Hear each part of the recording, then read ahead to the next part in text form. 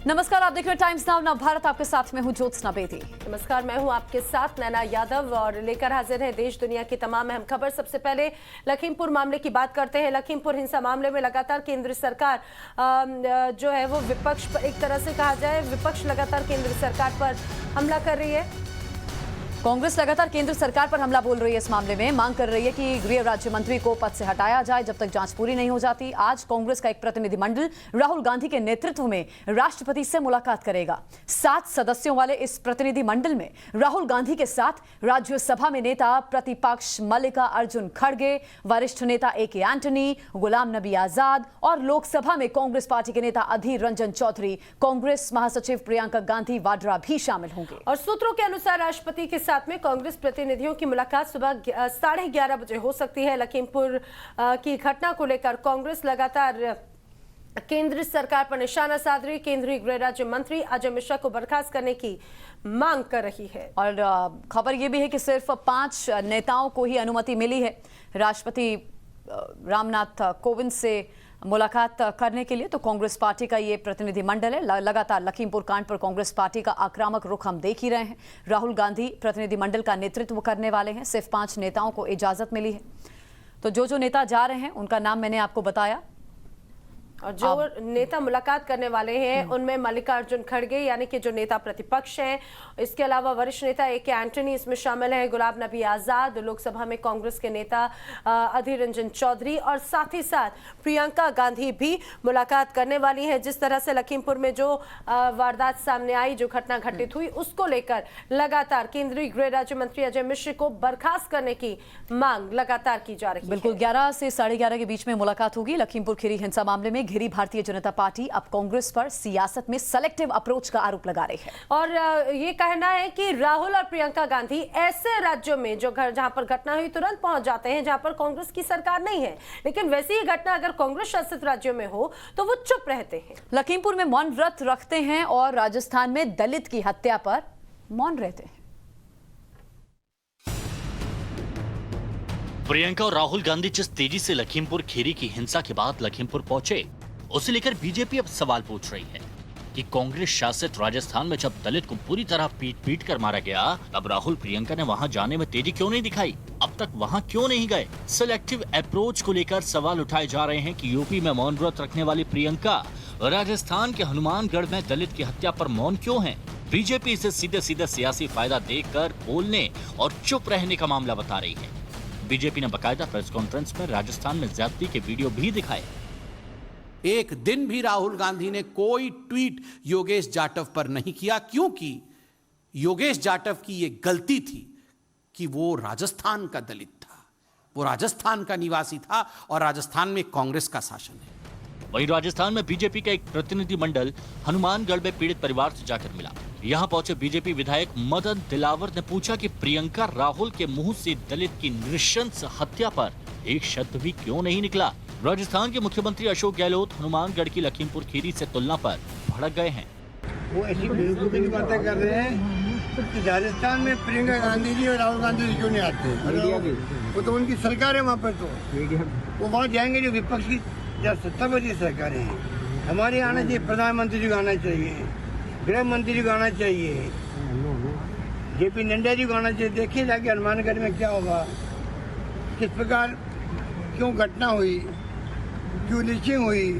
हम तो उसकी निंदा करते हैं। हमने अविलंब कार्रवाई करी, उन सबको पकड़ लिया।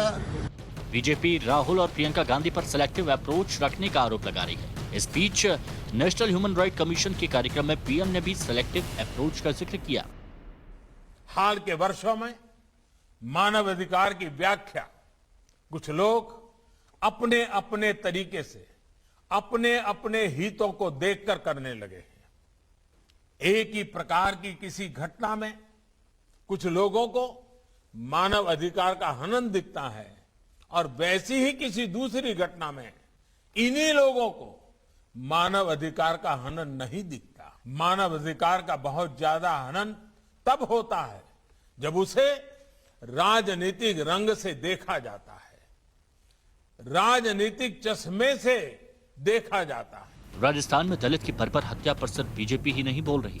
कांग्रेस के साथ आए गुजरात के निर्दलीय विधायक जिग्नेश मेवाड़ी ने भी हनुमानगढ़ में दलित की हत्या को लेकर सवाल उठाए। जिग्नेश मेवाड़ी ने ट्वीट कर कहा कि ऐसी बर्बरता की कहीं भी इजाजत नहीं दी जा सकती। दरअसल पूरा मामला मानवता से अधिक अपना वोट बैंक संभालने और दूसरों के वोट बैंक में सेंध लगाने का है और सियासी पार्टियों की अप्रोच भी यही नजर आती है। Report times now Navbharat. और अब बात शाहरुख खान के बेटे आर्यन खान की जमानत याचिका की करते हैं, जिस पर आज मुंबई में एक बार फिर से सुनवाई होनी है। एनडीपीएस कोर्ट में सुनवाई होगी। अब क्या राहत मिलती है आर्यन को या फिर मुश्किलें बढ़ेंगी, आज स्पष्ट हो जाएगा। एनसीबी ने साफ कर दिया है कि वो सुनवाई के दौरान आर्यन खान की जमानत याचिका का विरोध करने वाली है। जमानत के लिए आर्यन खान के वकील ने अलग से याचिका दायर की है, जिस पर आज करीब 2:45 बजे सुनवाई हो सकती है। आर्यन खान अभी न्यायिक हिरासत में मुंबई की आर्थर रोड जेल में बंद है। और अनुज इस समय मेरे सहयोगी जुड़ रहे हैं। अनुज, 11 बजे तक रिपोर्ट जो है वो दाखिल करनी है और उसके बाद में 2 से 3 बजे करीब अब इस पर सुनवाई होगी। आज क्या क्या हो सकता है, क्या राहत मिलने के कोई आसार हैं?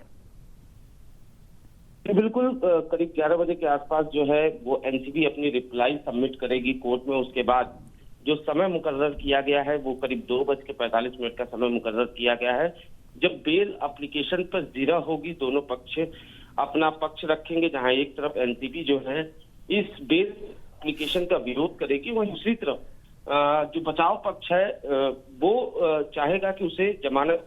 बचाव पक्ष जो अपना ग्राउंड तैयार कर रहा है उसमें सबसे बड़ा ग्राउंड जो है वो ये है कि आर्यन खान के पास से किसी तरह का नशीला पदार्थ नहीं मिला है। ऐसे में लगातार बचाव पक्ष की तरफ से ये कहा जा रहा है कि जमानत मिल जानी चाहिए। वहीं दूसरी तरफ जहां तक एनसीबी की बात की जाए तो एनसीबी ने चूंकि इसमें धारा सेक्शन 29 ऐड किया, यानी कॉन्स्पिरेसी का, और इसी की वजह से वो लगातार इसका विरोध कर रही है। लेकिन सबसे बड़ी बात ये होगी, चूंकि ये हियरिंग शुरू होगी 2:45 में, जो जेल मैनुअल है उसके अनुसार अगर किसी को जमानत मिलती है और 5 बजे से पहले वो जमानत का जो ऑर्डर होता है वो अगर जेल पहुंच जाता है तभी उसको रिहाई मिलती है। ऐसे में देखने वाली बात ये होगी कि जिरा कितनी लंबी चलती है, और अगर जमानत मिलता भी है तो क्या वो 5 बजे से पहले कोर्ट में हियरिंग कंप्लीट हो जाती है, जिसके बाद इनके जो वकील हैं वो जाकर आर्थर रोड जेल में जमानत जो ऑर्डर का वो सबमिट कर पाएंगे या नहीं कर पाएंगे। तो ये तमाम चीजें जो है उस पर निर्भर करेगा कि आज हियरिंग कितनी देर तक चलती है और क्या कुछ, जहां एक तरफ एनसीबी जो है विरोध करेगी उस बाबत क्या तर्क तैयार है अपना बचाव। ठीक है, आप नजर रखिए। अपडेट के लिए हम वापस लौटेंगे। अनुज, ये देखने वाली बात होगी एनडीपीएस से आज क्या खबर निकलकर, एनडीपीएस कोर्ट से आज क्या खबर निकलकर सामने आएगी। वहीं देखिए 5 मिनट में 25 बड़ी खबरें। प्रधानमंत्री नरेंद्र मोदी 100 लाख करोड़ रुपए वाली गति शक्ति योजना को आज लॉन्च करेंगे। इसका मकसद बुनियादी ढांचागत सुविधाओं के निर्माण में आड़े आने वाली समस्याओं को दूर करना है। कार्यक्रम के दौरान प्रगति मैदान में नए प्रदर्शनी परिसर का भी उद्घाटन किया जाएगा। पीएम गति शक्ति योजना कई मंत्रालयों को जोड़ने वाला एक डिजिटल मंच है। इसके जरिए सभी विभाग एक केंद्रीकृत पोर्टल के जरिए एक दूसरे की परियोजनाओं पर नजर रख सकेंगे। मल्टी मॉडल कनेक्टिविटी से लोगों, वस्तुओं और सेवाओं की आवाजाही के लिए एकीकृत और निर्बाध कनेक्टिविटी मिलेगी। भारतीय अर्थव्यवस्था 2021 में 9.5% और 2022 में 8.5% की दर से बढ़ेगी। अंतर्राष्ट्रीय मुद्रा कोष IMF के नवीनतम आंकड़ों में यह अनुमान जताया गया। वहीं अमेरिकी अर्थव्यवस्था के इस साल 6% और अगले साल 5.2% की दर से बढ़ने का अनुमान है। कई राज्यों में पैदा हुए बिजली संकट के बीच सरकार ने कोयला उत्पादन बढ़ाने का फैसला लिया है। सूत्र के मुताबिक अगले 5 दिनों में प्रतिदिन कोयला उत्पादन को 19.4 लाख टन से बढ़ाकर 20 लाख टन किया जाएगा। इस बीच कई शहरों में सीएनजी और पीएनजी के दाम बढ़ गए हैं। राजधानी दिल्ली में आज से सीएनजी के दाम 49.76 प्रति किलो हो गए हैं, जबकि कानपुर, फतेहपुर और हमीरपुर में 66.54 प्रति किलो के हिसाब से सीएनजी मिलेगी।